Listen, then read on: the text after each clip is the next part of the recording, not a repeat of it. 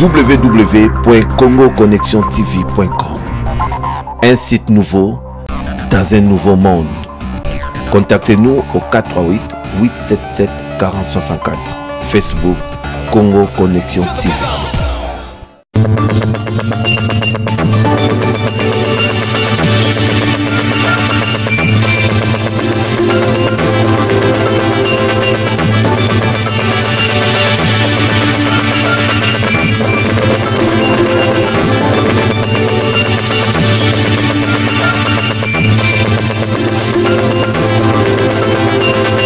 Après 11 ans d'absence au pays, l'artiste musicien chrétien Thomas Lokofé rentre au pays avec son nouvel album Terminus. Le directeur exécutif de l'UNFPA et secrétaire général adjoint de l'ONU séjourne à Kinshasa depuis cet avant-midi. Il a été accueilli à l'aéroport international de Djili par Geneviève Inagossi, ministre du Genre, Famille et Enfants. Poursuite de la campagne de sensibilisation à la culture de la salubrité par Parou. Ce week-end, c'était le tour de la commune de Kitombo. Antenne A, le journal, Sylvie Fortuné Mboula. Bonsoir à tous, bienvenue à cette grande édition dominicale sur nos antennes. Initiateur de concertation nationale, le président de la République a clôturé hier samedi les travaux de concertation nationale. Dans son discours enchanté, le responsable de l'Institut de recherche de l'enseignement de la démocratie directe, Paul Kibal, s'est dit satisfait de cette allocution du président de la République. Il est au micro d'Eric Izami et Patrick Borel-Mukenzi. Dans son discours de clôture, Joseph Kabila a déclaré qu'il ne faut pas s'en tenir à l'orthodoxie de la démocratie classique avec une majorité qui écarte de fait la minorité de l'exercice du pouvoir. Le chef de l'État, selon Paul Kibal, parle et encourage l'approche de la démocratie directe. Par rapport à nos enseignements et à la vision de notre centre, parmi les recommandations, la recommandation qui nous a la plus intéressée et qui va dans le sens de nos enseignements, c'est la recommandation sur le service militaire obligatoire pour le peuple congolais. Et ça, c'est dans le sens d'un gouvernement par tous. Et ce qui m'a le plus frappé, c'est le discours du chef de l'État. Le chef de l'État a vu juste, il est allé au-delà. Il a dénoncé au fait la démocratie que nous vivons actuellement, la démocratie représentative, qui écarte la minorité et donne tout le pouvoir à la majorité. Ça c'est pertinent et c'est un nouveau débat que le chef lance pour fondamentalement l'instauration de ce que nous appelons la nouvelle démocratie directe, c'est-à-dire un système de gouvernement par le peuple, organisé à partir des entités de base, en assemblée et gouvernement, dans le cadre d'une décentralisation optimale. Qui est dire de la crainte de ne pas voir toutes les belles résolutions des concertations nationales n'est pas être appliquées. Bon, on a eu plusieurs forums dans ce pays. Notre recommandation est que, que les recommandations soient appliquées. Et je crois que le chef de l'État a promis de prendre certaines mesures. Mais j'ai dit encore, il a posé le problème fondamental de l'exercice du pouvoir pour tous. Et c'est ça le véritable débat au fait d'actualité. C'est-à-dire comment faire participer tout le peuple à l'exercice du pouvoir et non pas s'en tenir au fameux clivage opposition-majorité inhérente à la démocratie représentative. De partout, les Congolais souhaitent que la paix favorise la cohésion nationale pour accélérer les processus du développement du Congo-Kinshasa.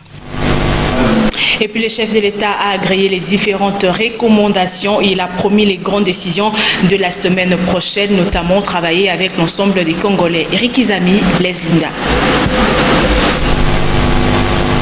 L'on a parlé de la table ronde plus tard, de la conférence nationale souveraine, ensuite avec les autres, c'était Sun City en Afrique du Sud. Mais les concertations nationales qui visent la cohésion nationale ont été son initiative.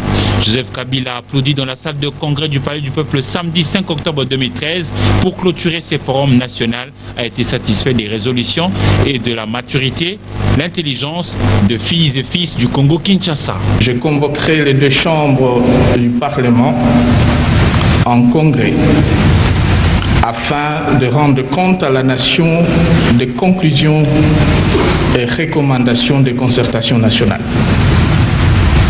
À cette occasion, des mesures importantes seront annoncées pour y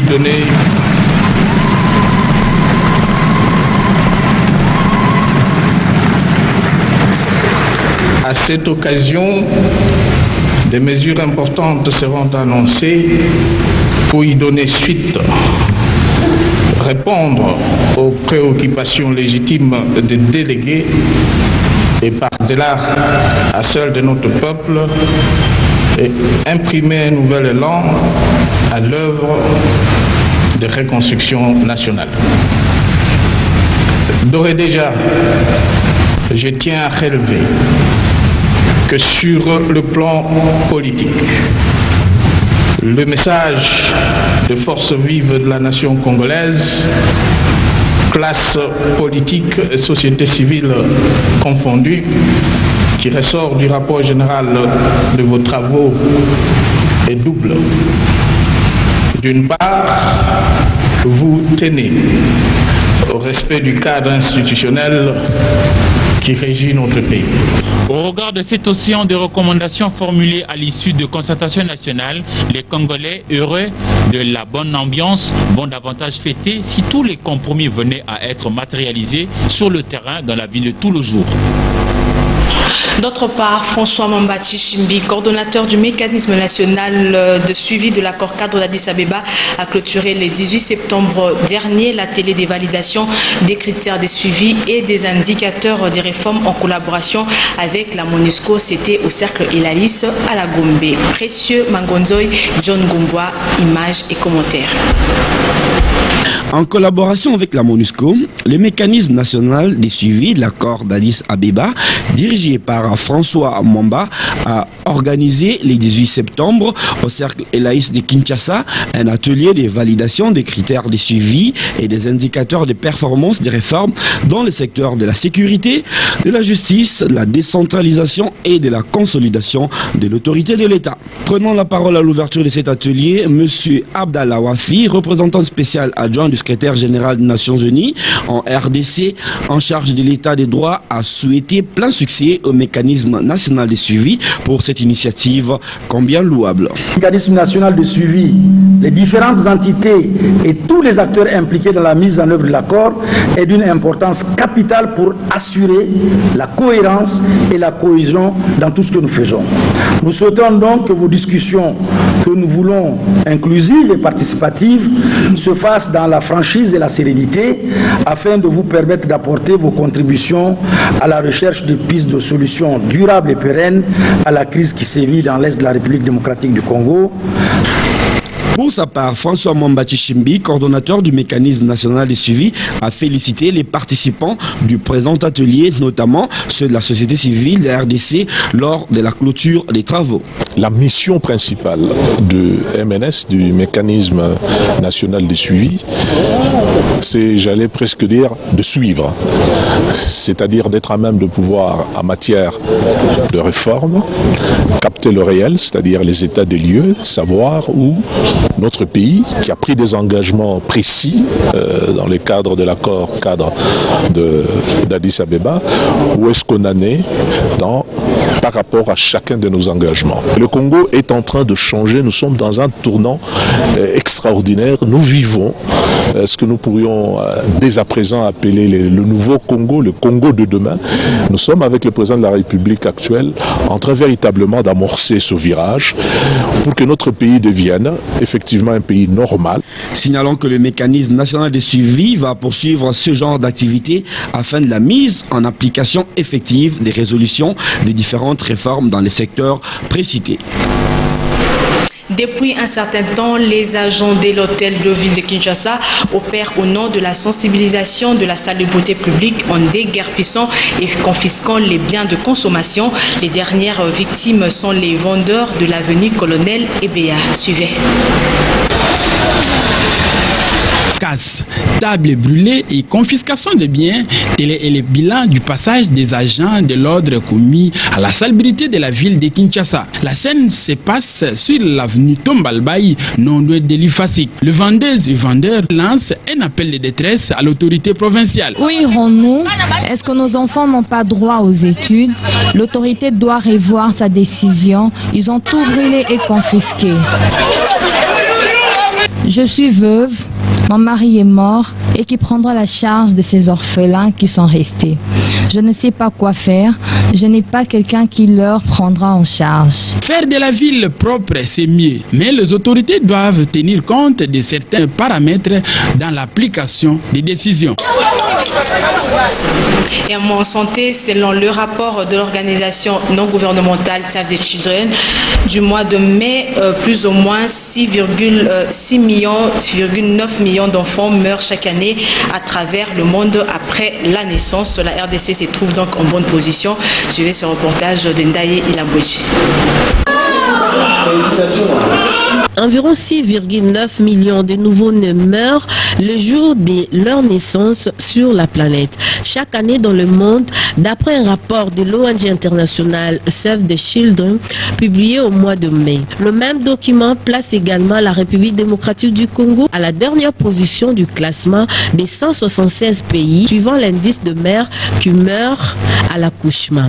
Selon les rapports, une femme ou une fille congolaise sur 30 risque de mourir en raison des problèmes liés à la maternité.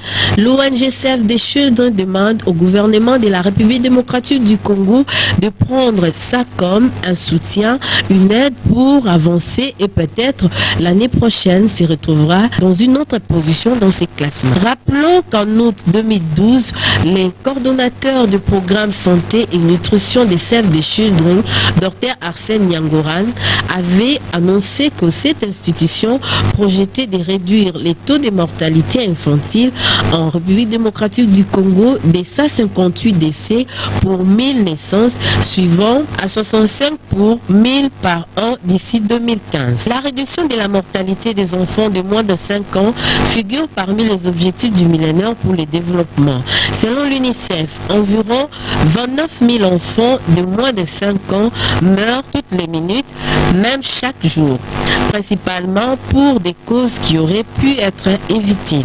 À en croire la même agence des Nations Unies, plus de 70% de près de 11 millions de décès d'enfants enregistrés tous les ans sont attribuables à 6 causes principales: la diarrhée, le paludisme, les infections néonatales, la pneumonie, un accouchement prématuré ou un manque d'oxygène à la naissance.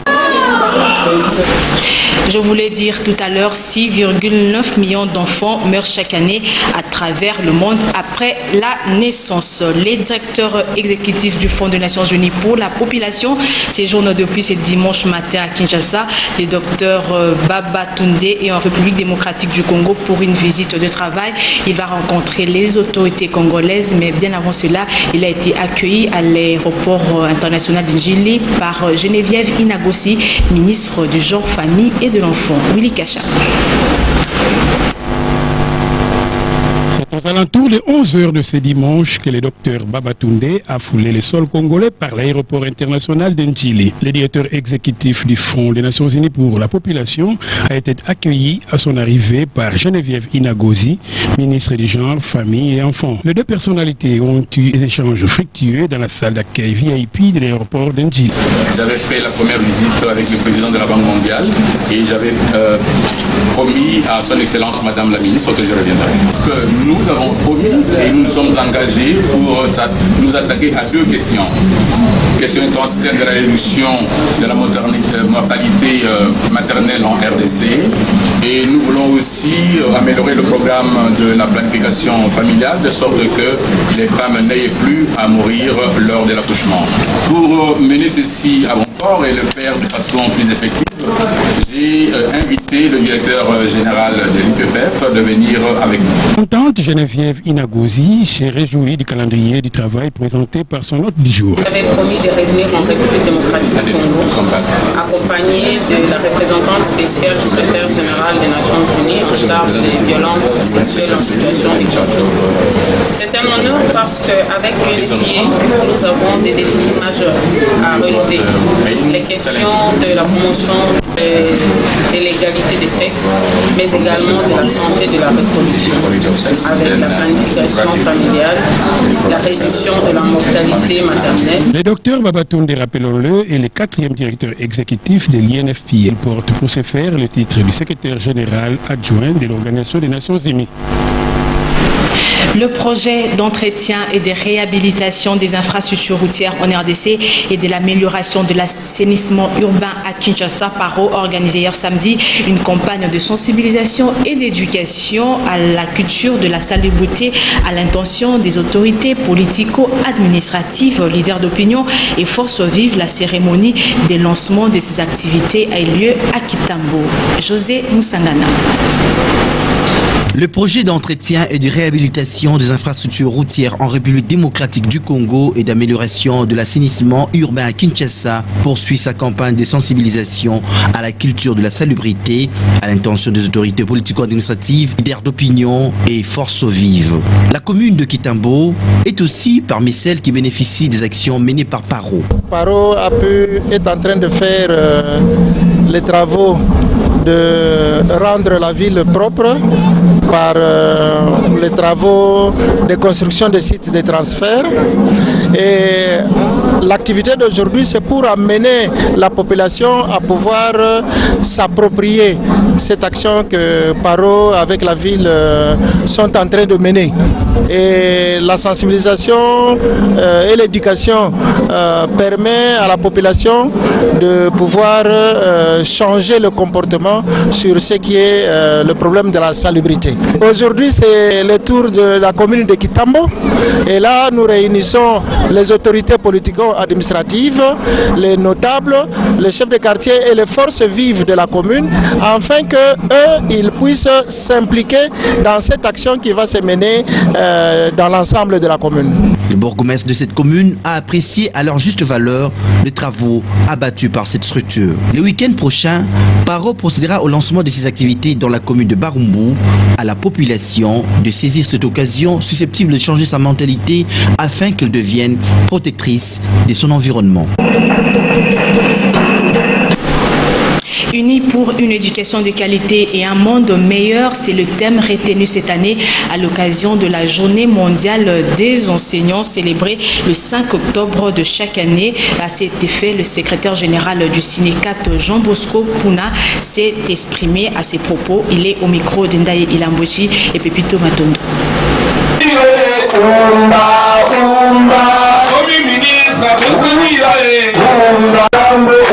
Parce que vous savez, jusqu'à ce jour, depuis 2007, que Maker est arrivé à l'EPSP, jusqu'à ce jour, nous n'avons pas un salaire décent. Et pourtant, vous savez qu'au niveau de l'enseignement supérieur, les ministres là-bas s'est beaucoup battu. Regardez un peu les médecins, vous avez vu les médecins, ils ont fait la grève. Quand vos médecins sont à la grève, banani va koufaka. Bateau. Mais quand nous faisons la grève, est-ce que nous avons koufa? Oh non! Vous comprenez? Nous avons toujours récupéré le problème. Les médecins ont $1000, ils ont une voiture qu'on leur a. Bon, il semble qu'on aurait tranché, oui. Mais ils peuvent aller en grève. Oui. Mais l'enseignant avec $200. Et ça 200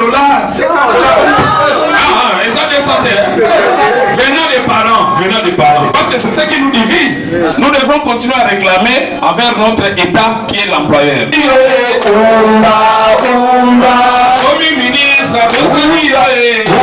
Et pour marquer la nouvelle année scolaire d'une pierre blanche, le collège Nguindu a organisé une célébration eucharistique hier samedi dans ses installations. John Gomba, Jusen Belebele. Situé au quartier Mpassa, le collège Nguindou a voulu placer la rentrée scolaire 2013-2014 sous la bénédiction divine. Voilà pourquoi samedi 5 octobre, une messe a été dite dans la cour de cette école en présence des religieuses qui dirigent cet établissement. Naturellement, l'officiant a exhorté les jeunes élèves au respect des principes divins. Comme nous venons de célébrer la messe de l'Esprit Saint pour ouvrir cette nouvelle année scolaire 2013-2014 au sein de notre collège Nguindou et amener auprès des enfants le message qui porte sur l'Esprit Saint qui illumine nos esprits, nos intelligences, puisse nous accompagner tout au long de cette année nouvelle. Catholiques pratiquants, les promoteurs est également satisfaits. Bon, personnellement, j'ai associé mon école à l'église catholique. La première raison, j'ai fui aspirant des années. Je suis né dans une famille chrétienne catholique. Et jusqu'à présent, mes parents demeurent catholiques. L'encadrement de prêtre qui a fait que je sois ce que je suis aujourd'hui. Alors c'est ainsi que je préfère garder le même encadrement pour la jeunesse d'aujourd'hui, afin qu'elle puisse aussi bénéficier de cet encadrement. École en progression, le collège Nguindou a doublé son effectif, démontrant s'il lui fallut la bonne qualité de son enseignement. Après 11 ans d'absence au pays, Thomas Lokofé, musicien chrétien, est de retour au pays. Il a apporté avec lui son nouvel album, Les Terminus. Africa Mujinga, Nana Kalambaye. Après les albums Je lève mes yeux, La promesse, L'héritage, 5e tunique, Thomas Lokofé chante le roi, vient Les Terminus, 6e album de l'artiste musicien chrétien Thomas Lokofé. Par la grâce de Dieu, nous venons de réaliser un album qu'on a intitulé Terminus et nous sommes venus sur place pour présenter au peuple de Dieu à Kinshasa cet album. On a fait 10 titres, donc ça veut dire 9 titres avec un générique. On a fait 10 titres de très belles chansons, mais je fais que de rumba. Je fais de rumba, je ne veux pas trop bouger, mais on a fait quand même deux chansons dansantes. Pourquoi avoir mis beaucoup de temps pour réaliser cet opus? Parce que moi je crois qu'on doit quand même évoluer. C'est la musique, c'est l'art en fait. On doit quand même évoluer. J'évolue, l'âge aussi évolue, les choses évoluent, le monde aussi évolue, la technologie aussi évolue. C'est pourquoi on a voulu améliorer aussi le clip, présenter au peuple de Dieu ce qui est bien et bon pour Dieu et pour les enfants de Dieu. Dieu est excellent. Le message clé, c'est Jésus-Christ est le dernier arrêt. Ça veut dire on peut sillonner. On était tous dans le bar, on était tous en train de faire n'importe quoi, on vivait comme bon nous semblait. Il convient de rappeler que Thomas Lokofé prépare déjà un concert pour le 23 novembre prochain au Grand Hôtel Kinshasa. Et c'est un cadeau signé SM Production de Steve Mabika.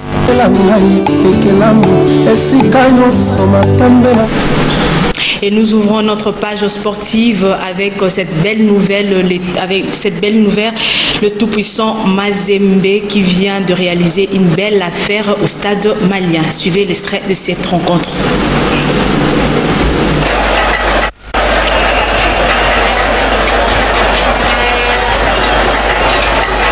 Pronostic pour Patrick Smartaille qui nous dit qu'il est très content de notre page et notre journal d'information. Et son pronostic c'est 3-1 pour une victoire du tout-puissant Mazembe. Il nous écrit depuis l'université de Kinshasa.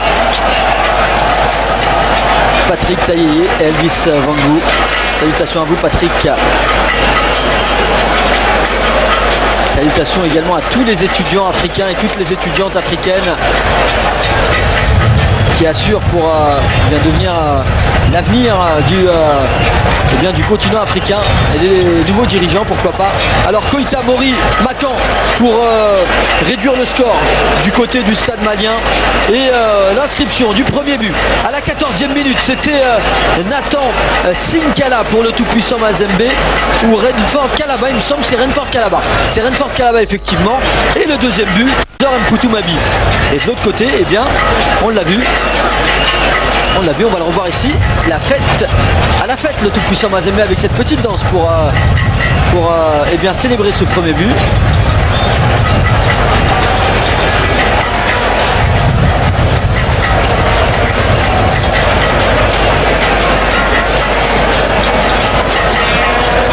Et on va revoir le deuxième but du tout-puissant Mazembe. Superbe inspiration de Trésor Mputu Mabi. Magnifique. Lui qui avait été élu meilleur joueur il y a quelques années. On revoit ici cette tête qui passe à côté du cadre. Et on revoit ici également ce ballon. Et cette frappe bien inspirée. Morimakan Koita qui inscrit un but important. Oh, combien important pour le stade malien pour essayer de revenir. Et puis l'équipe nationale des taekwondo se prépare au stade de Martyr de Kinshasa. Les séances d'entraînement ont débuté il y a de cela 2 semaines. Des détails dans ce reportage de Ndaye Ilambouchi. 22 au 25 octobre 2013, les Léopards Taekwondo dans les 2 versions prendront part à la Coupe d'Afrique des Nations de la spécialité au Rwanda, précisément dans la capitale Kigali. Les fauves de la RDC affrontent les armes, des stratégies, question de faire bonne figure à cette compétition continentale et surtout revenir avec des médailles au pays. Les séances d'entraînement se déroulent sous la supervision de la direction technique nationale et le comité fédéral a disposé des moyens financiers conséquents à cette équipe nationale. L'espoir y est pour une belle prestation à cette canne de taekwondo. Ça fait déjà au moins 2 semaines, on a repris déjà les entraînements pour les préparatifs en fonction du championnat d'Afrique taekwondo que le Léopard est en train de préparer pour on va jouer au courant de ce mois non, au Rwanda. Parce que le championnat était prévu au niveau de l'Égypte, ça a été reporté parce qu'il y avait des troubles. Maintenant, on a fixé la date. Ça sera du 22 au 25 de ce mois au Rwanda. Plusieurs fois, médaillés des différentes épreuves des sports de combat, Parker Bolili et toute l'équipe sont motivés, déterminés et prêts à défendre l'image de la RDC. Nous sommes déjà prêts parce qu'on a commencé un peu longtemps avec la reprise des entraînements. Nous sommes en train de préparer le championnat d'Afrique. Donc nous sommes vraiment prêtes, un peu prêtes pour les autres et prêtes pour ceux qui ont commencé dès le début de la reprise des entraînements. Le taekwondo, il y a toujours l'espoir. Merci pour tout ce qui nous a soutenus cette année. Et on commence une nouvelle année avec le championnat d'Afrique. Chez nous, c'est comme ça. Le championnat d'Afrique, c'est le premier championnat chez nous. Et merci pour tous ceux qui suivent le taekwondo et mettent le suivre de cœur. Je la remercie en tout cas de continuer toujours de nous soutenir. Une implication de l'autorité sportive ferait une bonne affaire. Et nous allons terminer avec le football loisir club d'Antena qui a rencontré celui de journal Lingala Facile. C'était hier samedi au terrain de l'hôpital général de référence de Kinshasa. 1-0, score final du match en faveur d'Antena. Suivez ce reportage d'Endaye Ilambouchi et Safi Maléou.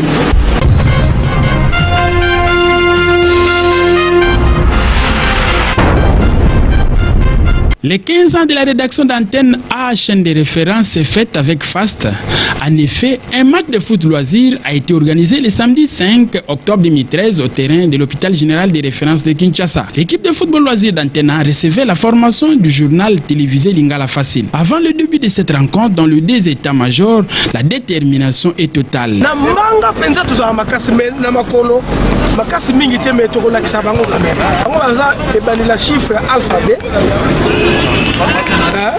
Et ben le chiffre alphabet donc A. C'est la facile. Bamata bakita. Nana tient habité. Gilles Boulembe a na dechobo non chez dechobo. Akota na terrain na dechobo na tient habité. Na tient habité sur la dechobo na bini. Bamata bakita. Malgré quelques tentatives de part et d'autre, un score de parité des 0 buts partout va sanctionner la fin de la première mi-temps.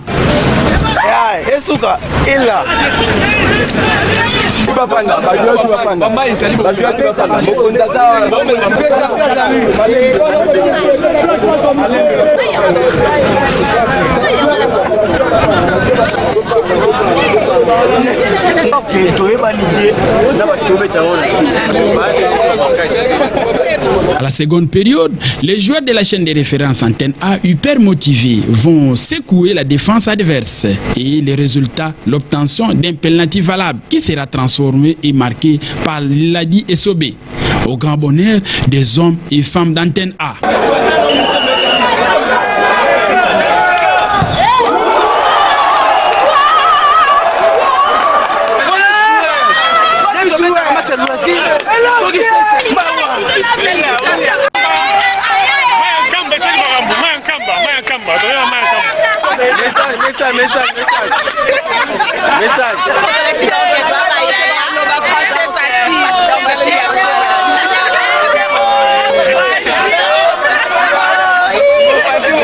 Après la 90 minutes de jeu, le football loisir d'Antenne A bat le journal télévisé Lingala Facile sur le score étriqué d'un but à 0.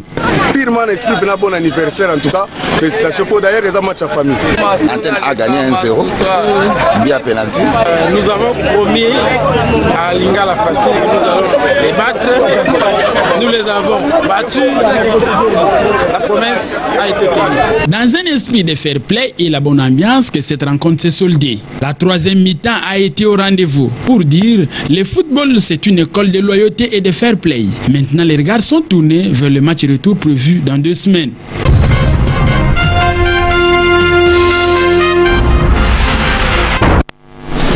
Voilà, c'est donc par ici que nous mettons fin à ce journal. Merci à vous tous qui l'avez suivi et très bonne soirée chez vous. www.congoconnexiontv.com. Un site nouveau dans un nouveau monde. Contactez-nous au 438 877 4064. Facebook Congo Connexion TV.